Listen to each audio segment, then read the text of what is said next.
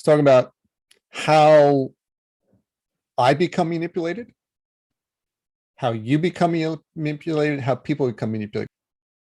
So in this talk about manipulation, everybody else, their belief system says the other person's manipulated in the way that they see things, they're being brainwashed, what have you.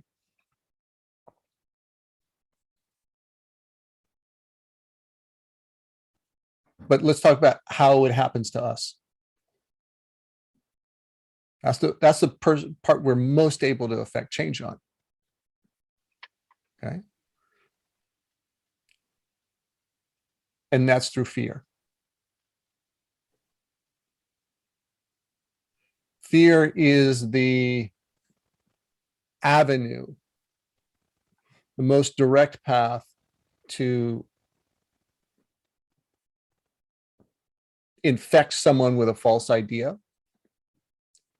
to incapacitate them, to make them less capable, to make them less powerful, to make them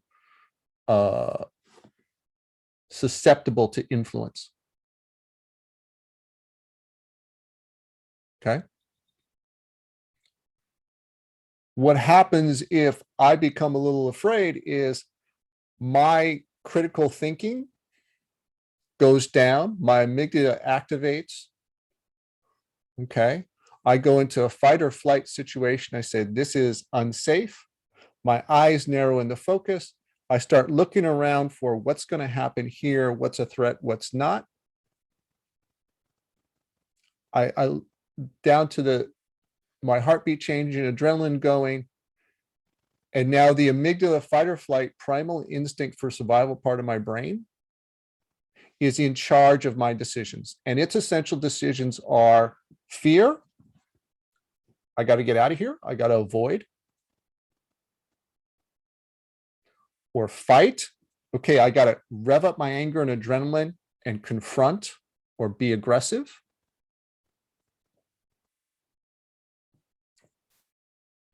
Or the third, okay, this is scary. I don't want to run. I don't want to be like prey, but I don't want to confront. That's dangerous too.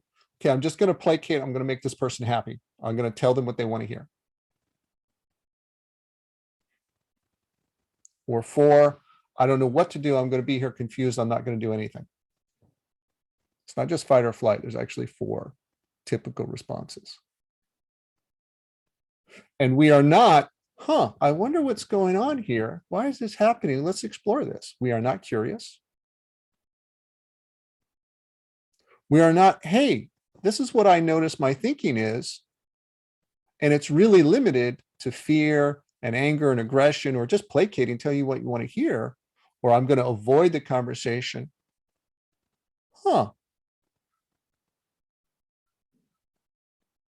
We're not curious. We're not inquisitive.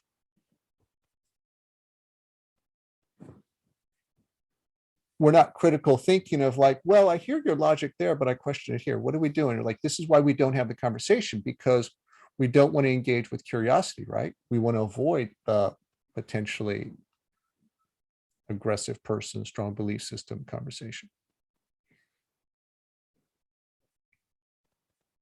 So that's already engaged.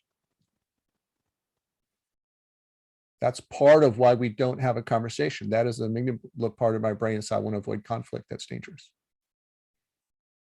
So we've already been influenced by fear when we don't have the conversation. Oh, I'm not going to bring it up. That's fear. And what do? We move to isolation, less connection, less understanding, less respect. Less, and here's the biggie, trust. I don't trust what's going to happen. I don't trust this person. I don't know what's going to happen. I'm going to do nothing. We lose trust. Trust is kind of the opposite of fear. Trust is, hey, I feel safe. I feel good. I can explore this. I can be curious. Fear is I got to shut everything down. I have to shut down my critical thinking because I'm in the amygdala part of my brain. I got to shut down my curiosity. I got to shut down my willingness to connect and listen and be open to a new idea. Here's how simple it is for me to be induced into fear. Somebody asked me a question, and I watch salespeople do it. The most common one, the guy comes up and he's selling his whether it's on the internet company also has a home security alarm system. They say, oh, you're getting your cable set up, do you want a security alarm system? Or somebody knocks on the door selling the security alarm systems. Well, they asked, what would you do if somebody tried to break into your house?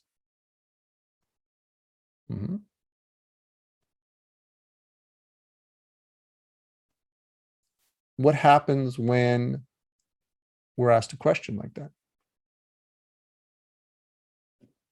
Our mind imagines the scenario.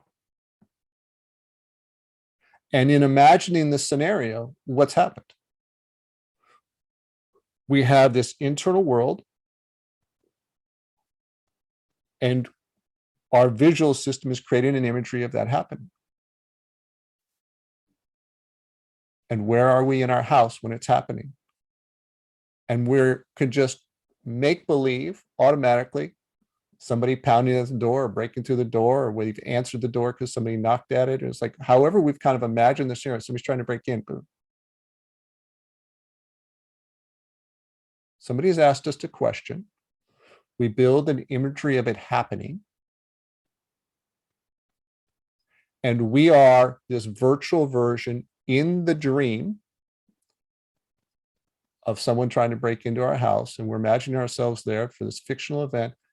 And our nervous system cannot tell the difference between an imagined scenario and a real event. And so our nervous system responds to the imagined scenario with adrenaline and raises its heartbeat and shifts the brain to a fight or flight mode. And the amygdala is now trying to figure out what to do, but we no longer have our frontal cortex turned on to do the really critical thinking because we're in fear. And so we lose about 30% of our decision-making and choices and capacity to think clearly. And we're left to fear, flight, fight, aggression. What am I going to do to protect myself? What weapon can I grab? How do I placate them? And freeze responses is kind of like the 4 we're limited to. Okay. And we're no longer thinking clearly like, hey, this is a made up scenario. This salesperson proposing this idea is putting me in a state of mind. I'm less able to think clearly. I'm more susceptible to grab for any kind of safety that they're offering. Oh, next thing he's going to mention is they have a home security system, and this is how it's going to help me. Let me grab it.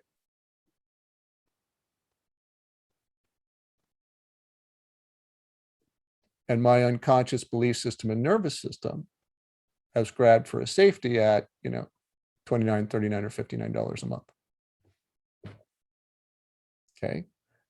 And the moment that I started to be manipulated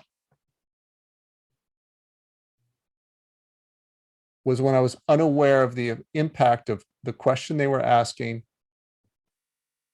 and the impact it would have in my mind creating the visual scenario. How that affects my nervous system and brain and thinking. And once I am aware, I go, now if you're aware, you can kind of go, oh, clever salesman.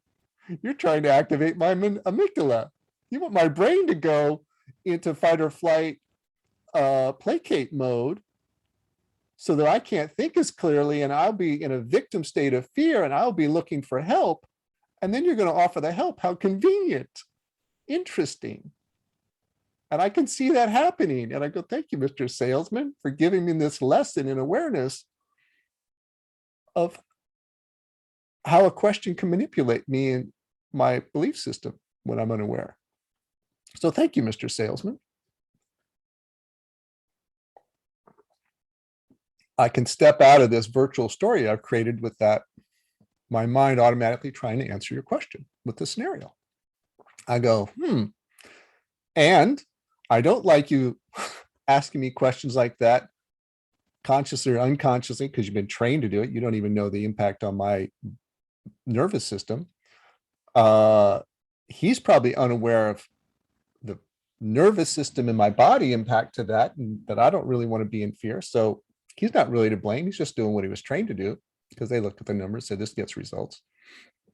But I really don't want to be manipulated in this way, or even the suggestion that you try to manipulate me in this way. So no, thank you.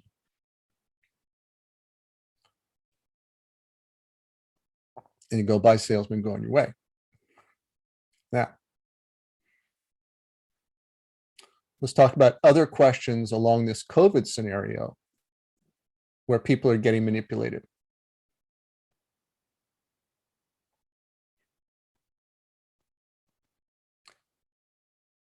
Do you trust the government?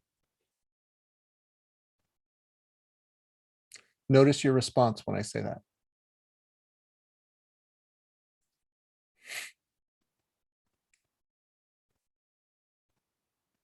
Okay.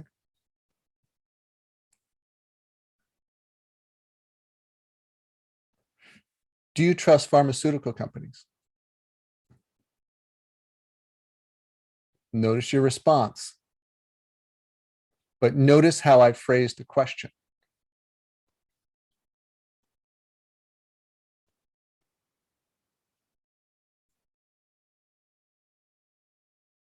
But let me ask you this. What if I ask the question, do you think that human beings are generally, at their core, are trying to help each other? Are good people are trying to help each other? For the majority of human beings, are they good and they generally try to help each other?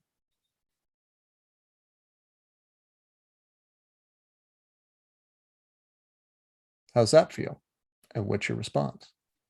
Notice the feeling in your body.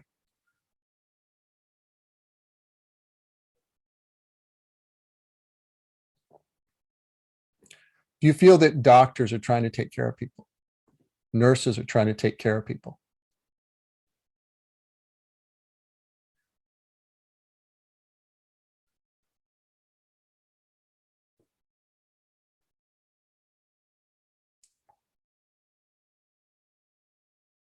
Do you feel that people who go into public service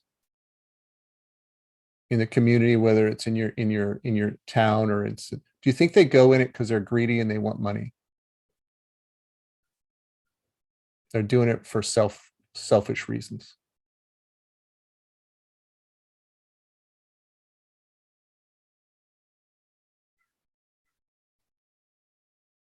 Notice how that feels. And those kind of questions are priming you to like, yes, I'm going to trust, I'm going to lean towards trusting somebody who's a doctor, who's medical field, who's a human being. I'm going to see this person as a human being who's generally trying to help other human beings.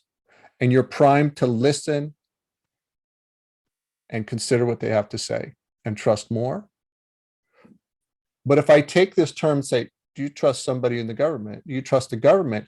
I've taken the human element out of it. They're no longer people. It's this big black box that does stuff that's impersonal. A pharmaceutical company that does stuff, it's the big gray box, it's impersonal. And delivers out this product, and the government delivers out this policy as if there's no human beings in there.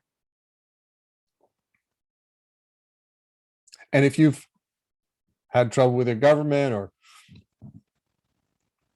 any organization that's had difficulties, your mind will go to the scenario where they were sued because of X, Y, and Z happened with their drug, or the government made mistakes and bad choices with X, Y, and Z policy. And your mind will go to the fear scenario. Oh, do you trust the government? Do you trust pharmaceutical company? It will go to the fear scenario, find the most dangerous scenario and use that as like, no. Do we trust them absolutely blanket for everything? No, it's not a good question. Do you trust the government? Do you trust the pharmaceutical company? It's like, it's asking like, do you trust them with absolutely everything? No. This is why we have investigative journalists and press, and you want to have transparency. Okay.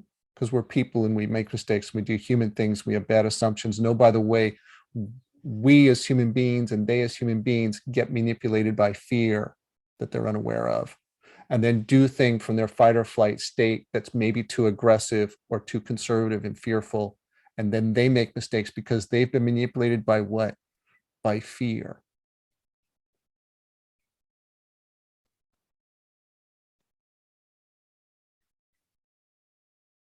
Just like I've been manipulated by fear, and we've all been manipulated by fear. And it stops us from talking to each other. It stops us from finding better answers, and it stops us from being curious and connecting and trusting and working together to solve something like lockdowns and shutdowns and health crisis, or poverty and climate change. And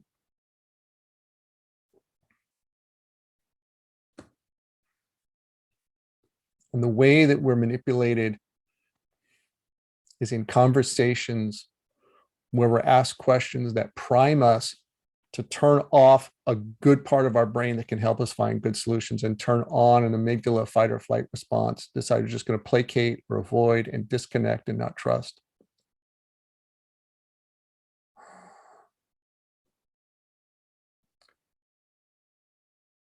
And so to go to the question, how does this affect, say, with the pandemic, culture and kids growing up? And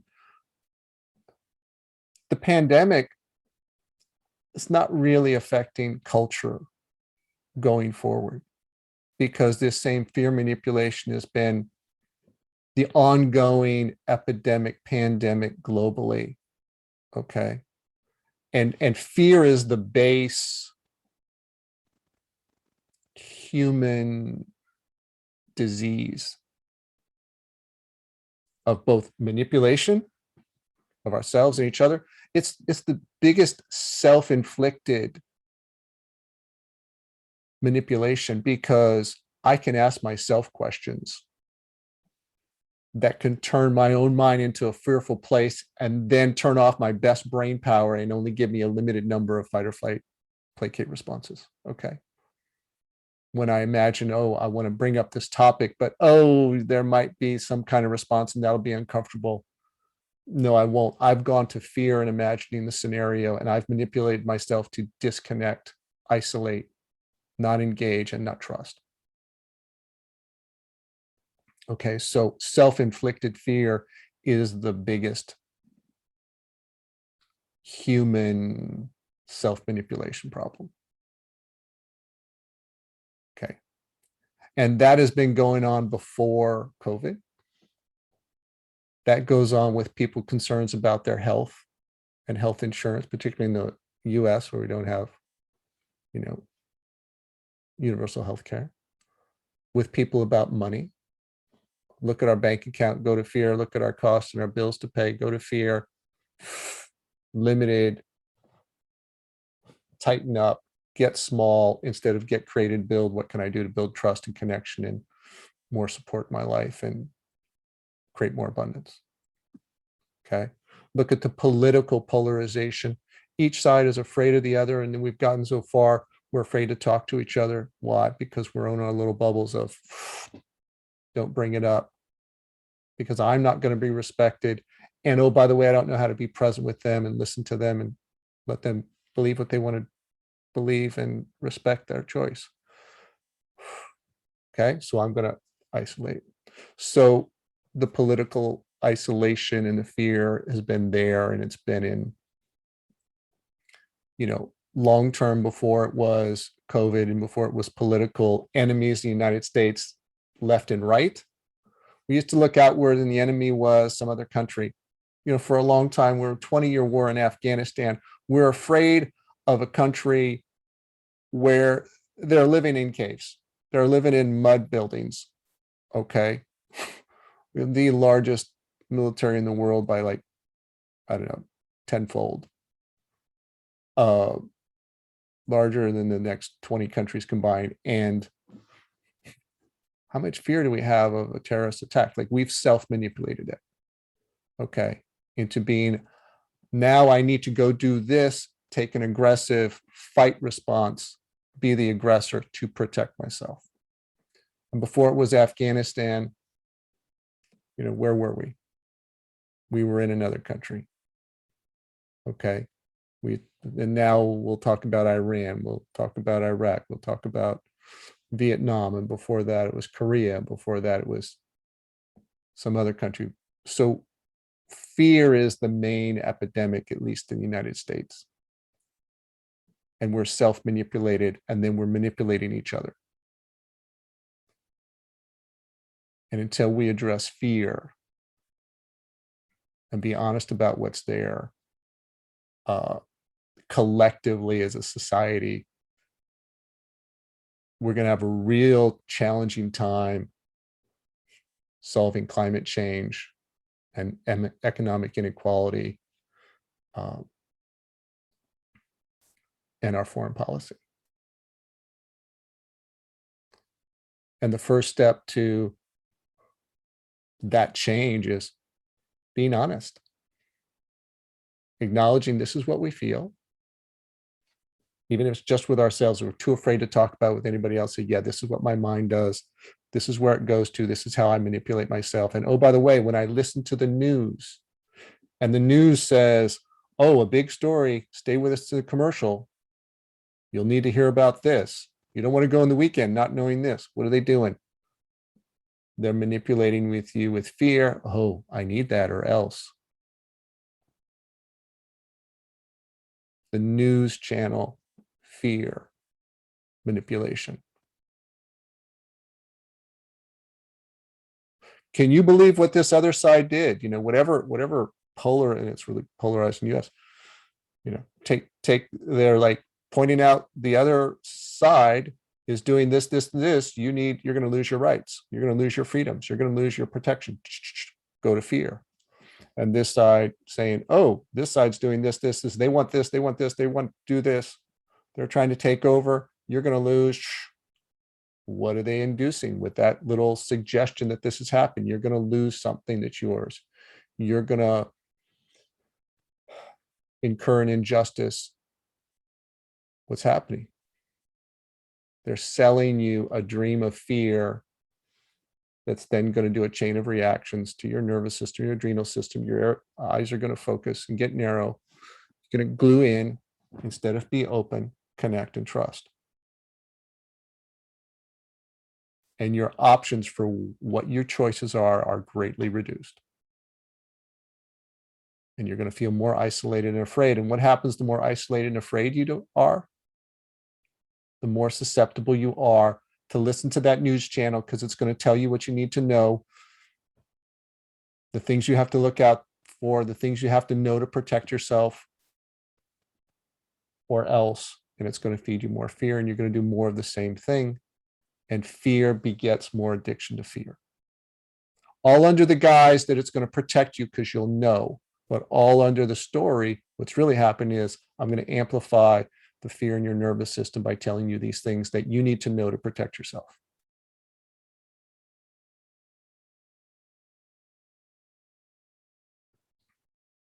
And that's the manipulation that's going on. And more people are affected with it than with COVID.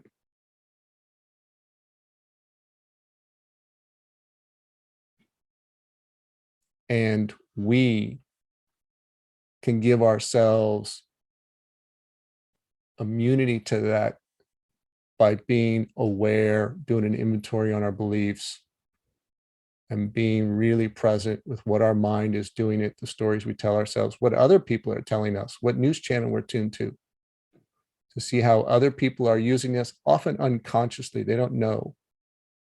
And going, oh, I see that going on there. Am I going to let that come in? No, thank you. I'm not going to conspire with you to self-manipulate myself with my own fear, because that's what it is. I can do this to myself with my own fear and my own stories. That's the biggest way. or I can agree to conspire with you or someone else to do it to me.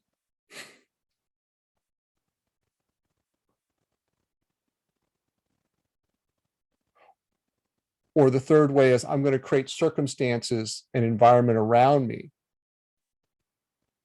that puts me in an environment of fear. I'm going to leave the news on during the day. I'm going to tune it to a certain channel. Okay. I'm going to continue the conversation with the salesperson who wants me to sell me an alarm system, who wants to give me these proposals of what are you going to do if. Okay. I'm going to read more Facebook or XYZ posts about conspiracy theories. I'm going to put myself in an environment. I'm going to talk to more people and listen to them tell those stories. Okay. So the antidote is A, don't use these fear stories to go against yourself, to go against your nervous system, your emotional system, your mind, so that your own stories manipulate you. Don't go against yourself and create more fear. 2, don't conspire with others to ingest fear stories.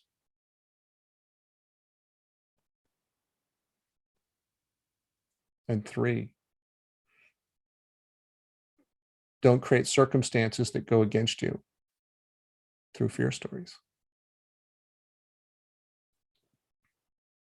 Okay. And for the fear stories that are there inside you already, heighten your awareness, put a laser focused attention on them, do a belief system, be present with them, find the underlying emotion and narrative, dismantle it and break it apart. And if you think that this is hard, what is that? Oh, that's a story of manipulation and making you small and saying you can't do it or you shouldn't try. Give up, placate the story. Like, that's a fear story.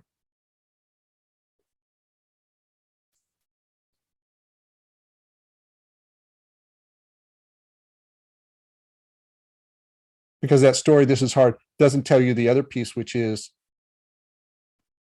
not doing it. What's the price of not doing it?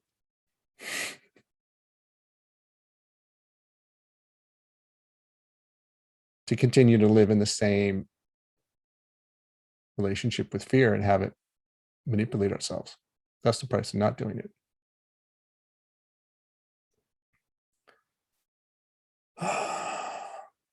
And the price of not doing it is I isolate, I'm fearful, I lose connection, I don't have trust, don't have happiness. And we don't solve the problems that are really there.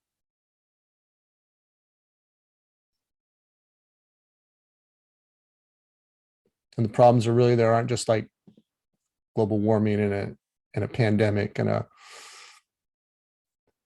income inequality and healthcare. We don't even solve problems in our relationship because we're not going to talk to that person. We're not going to talk to our sibling that we have a grudge with or our partner about an issue that's bothering us because we've imagined something and manipulated ourselves in the fear of not engaging.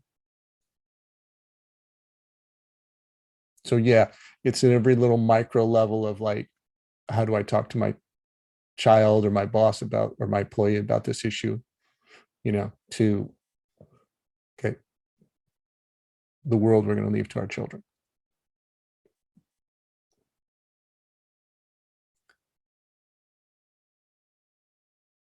If we can address fear, we got a good chance at addressing everything else.